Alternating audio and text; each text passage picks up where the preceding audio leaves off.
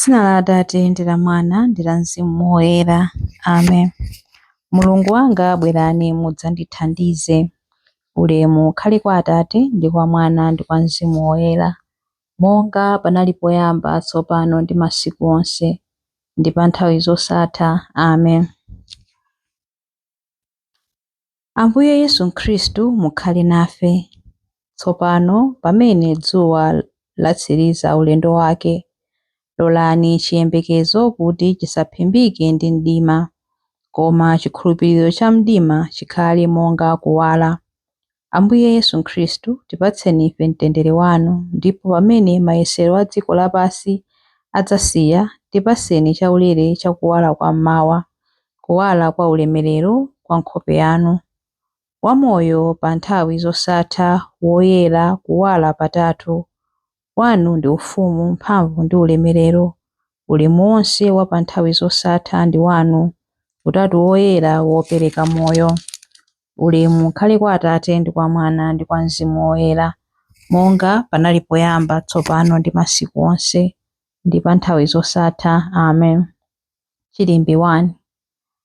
Ambuye amayang'ana mwachifundo amene ali amphawi ndi oponderezedwa. Ndimathawira kwa chauta, nanga mungathe bwanji kundiwuza kuti thawira ku mapiri ngati mbalame? Taonani, anthu oyipa akunga uta ndipo akwinja muvi pa msinga, kuti alanse anthu a mtima olungama. Tsono ngati maziko awonongeka, nanga wolungama angachite chiyani? Koma chauta ali m'nyumba yake yoyera. Chauta mpando wake waufumu uli kumwamba, maso ake amapenya anthu onse ndi kuwayesa. Chauta amayesa anthu olungama namakondwera nawo. Mtima wake umadana ndi anthu oyipa okonda zachiwawa. Iye adzawagwetsera makala ndi miyala ya moto ngati mvula. Adzawalanga ndi mphepo yotentha monga kuwayenera. Paja chauta ndi wolungama, amakonda ntchito zolungama, ndipo anthu olungama adzaona nkhope yake. Ulemu ukhale kwa Atate ndi kwa Mwana ndi kwa Mzimu Woyera, monga panali poyamba tsopano ndi masiku onse ndi pa nthawi zosatha. Amen. Ambuye amayang'ana mwachifundo amene ali amphawi ndi oponderezedwa. Chilimbi 2. Ngodala amene ali woyera mtima, chifukwa adzaona Mulungu. Inu chauta, kodi ndani angathe kukhala m'nyumba mwanu? Ndani angathe kukhala pa phiri lanu loyera? Ndi munthu amene amayenda mosalakwa, amene amachita zolungama nthawi zonse, amene amalankhula zinthu ndi mtima woona, ndi amene sasinjirira ndipo sachita anzake zoyipa, kapena kumafalitsa mbiri yoyipa ya anzake, ndi amene amanyoza munthu wonkana Mulungu, koma amalemekeza anthu omvera chauta, ndi amene amachitadi zimene walonjeza. Ngakhale zikhale zowawa chotani, ndi amene sakongoza ndalama zake kuti alandire chiwongoladzanja, amene salandira chiphuphu kuti azunze munthu wosalakwa. Munthu wochita zimenezi palibe chilichonse chimene chidzamugwedeze. Ulemu ukhale kwa Atate ndi kwa Mwana ndi kwa Mzimu Woyera, monga panali poyamba tsopano ndi masiku onse ndi pa nthawi zosatha. Amen. Ngodala amene ali woyera mtima, chifukwa adzaona Mulungu. Chilimbi 3. Mulungu adatisankhula ife kudzera mwa Mwana wake kuti nafe tikhale ana ake. Tiyamike Mulungu Atate Ambuye athu Yesu Khristu. Mwa Khristu Iye adatipatsa madalitso onse auzimu kumwamba. Mulungu asanalenge dziko lapansi, adatisankhiratu mwa Yesu kuti tikhale oyera mtima ndi opanda cholakwa pamaso pake. Chifukwa chotikonda adatikonzeratu kuti mwa Yesu Khristu atilandire ngati ana ake. Adachita zimenezi chifukwa adafuna kutero. Mwakukoma mtima kwake adafuna kuti tizitamanda ulemu wake, chifukwa adatikomera mtima kopambana pakutipatsa mwana wake wokondedwa ngati mphatso yaulere. Ndi imfa ya mwana wakeyo Mulungu adatipulumutsa, adatikhululukira machimo athu Nzazikuludi mphatso zaulere zimene Mulungu adatipatsa mochuluka. Mwaluntha ndi nzeru adatiwululira cholinga chake chimene kale chinali chobisika. Zimene adati achite mwakukoma mtima kwake ndi zomwe Iye mwini adakonzeratu kale. Chimene Mulungu adalongosola kuti achite itakwana nthawi nchakuti asonkhanitse pamodzi mwa Khristu zinthu zonse zakumwamba ndi zapansi pano. Chimene Mulungu adalongosola kuti achite itakwana nthawi nchakuti asonkhanitse pamodzi mwa Khristu zinthu zonse zakumwamba ndi zapansi pano. Ulemu ukhale kwa Atate ndi kwa Mwana ndi kwa Mzimu Woyera, monga panali poyamba, tsopano ndi masiku onse, ndi pa nthawi zosatha. Amen. Mulungu adatisankhula ife kudzera mwa Mwana wake kuti nafe tikhale ana ake. Mawu a Mulungu. Mawu akuchokera mu buku la Akolose. Akolose 1 kuyambira vesi 9b mpaka na 11. Timapempha Mulungu kuti akudzazeni ndi nzeru ndi luntha zimene Mzimu Woyera amapatsa, kuti mumvetse zonse zimene amafuna ndi kuwakondweretsa pa zonse.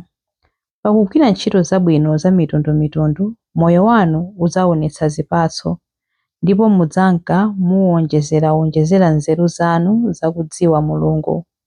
Timapempheranso kuti Mulungu akulimbikitseni ndi mphamvu yake ya ulemerero, kuti muzipirira zonse ndi mtima yoleza ndi yosangalala. Mawu a Ambuye. Tithokoze Mulungu. Chiyankho. Ambuye, inu nokha mungandichiritse ku machimo anga popeza ndakuchimwirani. Ambuye, inu nokha mungandichiritse ku machimo anga popeza ndakuchimwirani. Ndikunenanso kachikena, Ambuye mundichitire chisoni popeza ndakuchimwirani. Ulemu ukhale kwa Atate ndi kwa Mwana ndi kwa Mzimu Woyera. Ambuye, inu nokha mungandichiritse ku machimo anga popeza ndakuchimwirani. Chilimbi cha nyimbo ya Amayi Mariya. Mtima wanga ukutamanda Ambuye chifukwa adayang'ana ndi chifundo mzakazi wake wochepachepa.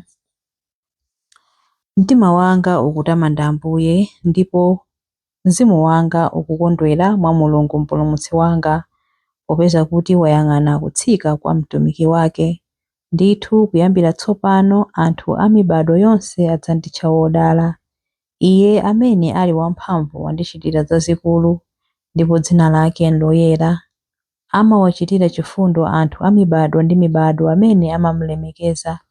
Wachita zamphamvu ndi dzanja lake, wabalalisa anthu a mtima wonyada.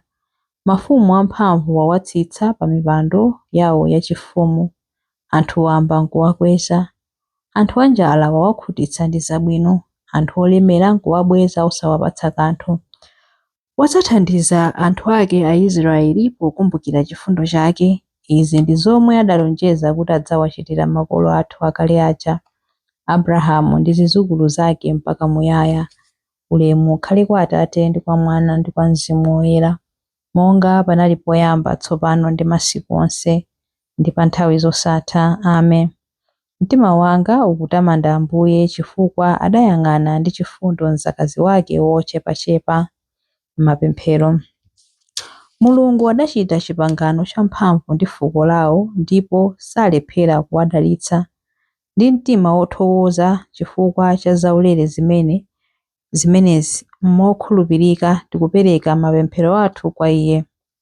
Mulungu adachita chipangano champhamvu ndi fuko lawo ndipo salephera kuwadalitsa. Ndi mtima wothokoza chifukwa cha zaulere zimenezi mokhulupirira tikupereka mapemphero athu kwa Iye. Ambuye mudalitse anthu anu.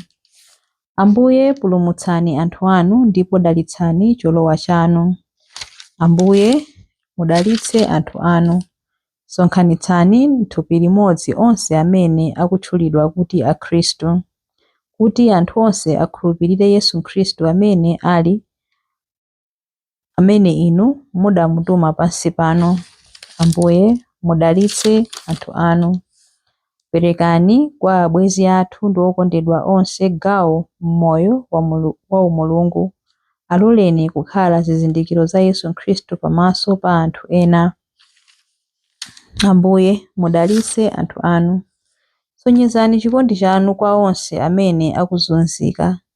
Tsekulani maso awo kuti aone masomphenya akudzionetsa kwanu. Ambuye mudalitse anthu anu. Muwachitire chifundo onse amene adamwalira. Alandireni mu gulu la onse okhulupirika amene adamwalira. Ambuye mudalitse anthu anu. Ambuye mudalitse anthu anu pamene tikupemphera kuti Atate athu muli kumwamba, dzina lanu liyeretsedwe, ufumu wanu udze, kufuna kwanu kuchitidwe, monga kumwamba choncho pansi pano. Mutipatse ife lero chakudya chathu cha lero, mutikhululukire ife zochimwa zathu, monga ifenso takhululukira adani athu. Musatisiye ife mchinyengo, koma mutipulumutse ife kwa zoyipa. Amen. Tipemphere. Atate, pemphero lathu la madzulo ano litsimikize utumiki wathu kwa inu. Tikupatseni ulemu ndi matamando chifukwa cha chipulumutso chathu. Mudayang'ana mwachifundo kutsika kwa Virigo Mariya mtumiki wanu. Titsogolereni ku chipulumutso chodzaza chimene mudatikonzera. Tikupempha izi kudzera mwa Ambuye athu Yesu Khristu, mwana wanu, amene ali ndi moyo ndi ufumu limodzi nanu ndi Mzimu Woyera, Mulungu tsopano ndi pa nthawi zosatha. Amen. Ambuye atidalitse, atiteteze ife ku zoyipa zonse ndi kutifikitsa ku moyo wosatha. Amen. Dzina la Atate ndi la Mwana ndi la Mzimu Woyera. Amen.